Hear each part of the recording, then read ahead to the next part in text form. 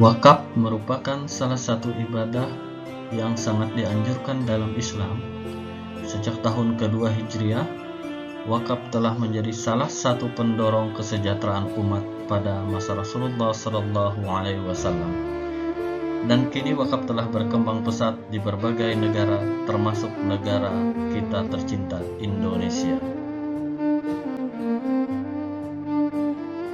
Sebelum adanya undang-undang yang mengatur tentang administrasi perwakapan, sebagian besar pelaksanaan perwakapan tanah di kalangan umat Islam masih berjalan tradisional. Seseorang dengan mengucapkan ikrar wakaf secara lisan di hadapan para saksi atas tanah tersebut, maka perwakapan telah dipandang sah.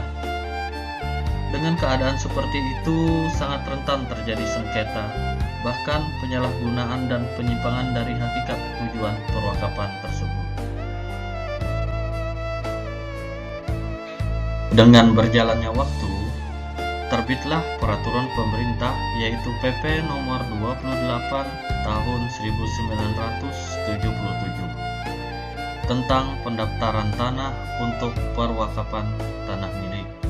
Berdasarkan pasal 7 ayat 2 PP nomor 28 tahun 1977 yang berbunyi, hal-hal yang belum cukup diatur dalam peraturan pemerintah ini diatur lebih lanjut oleh Menteri Agama dan Menteri Dalam Negeri sesuai dengan bidang masing-masing. Peraturan Menteri Agama nomor 1 tahun 1978 tentang perwakapan tanah milik dan turunannya. Kemudian Peraturan Menteri Dalam Negeri nomor 6 tahun 1977 tentang tata cara pendaftaran tanah mengenai perwakapan tanah milik itu dikeluarkan pada tanggal 26 November tahun 1977.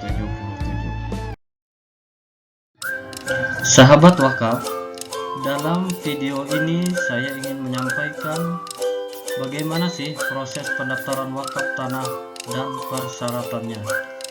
Yuk kita jalan-jalan ke KUA. Bukan mau nikah bro, tapi kita mau tahu prosedur pendaftaran perwakapan di KUA.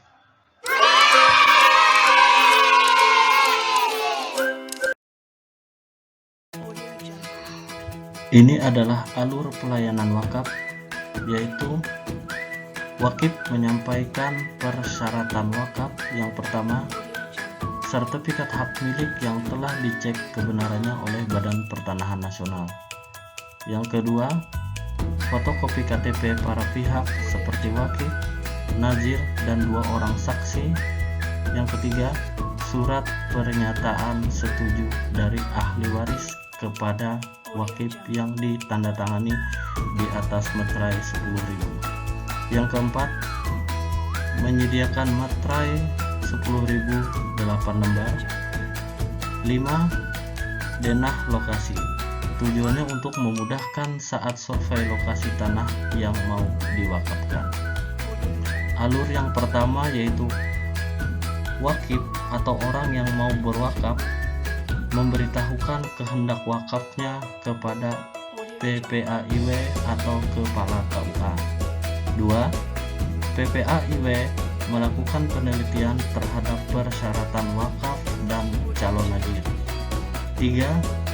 Penerbitan surat pengesahan nazir dan pembuatan naskah akta ikrar wakaf. 4.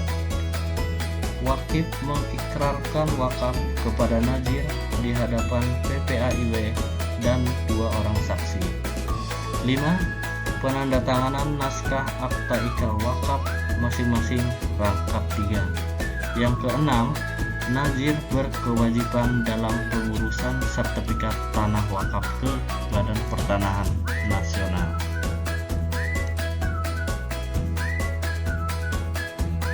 Baiklah sahabat wakaf yang berbahagia, sebelum pelaksanaan pembacaan ikrar wakaf, biasanya akan diadakan survei dulu lokasi tanah wakaf yang mau diwakafkan.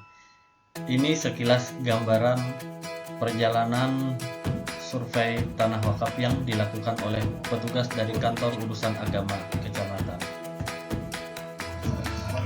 Setelah melakukan survei lokasi tanah wakaf, maka petugas survei dari Kantor Urusan Agama Kecamatan bersama Wakif, Nazir, dan 2 orang saksi bersepakat untuk mengatur jadwal pelaksanaan pembacaan ikrar wakaf di hadapan Kepala Kantor Urusan Agama Kecamatan selaku PPAIW atau pejabat pembuat akta ikrar wakaf.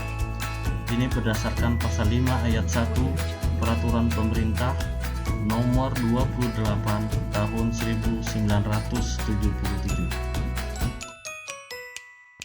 Setelah mendapatkan akta ikrar wakaf, maka Nazir berkewajiban mengurus sertifikat tanah wakaf ke Badan Pertanahan Kabupaten Kota.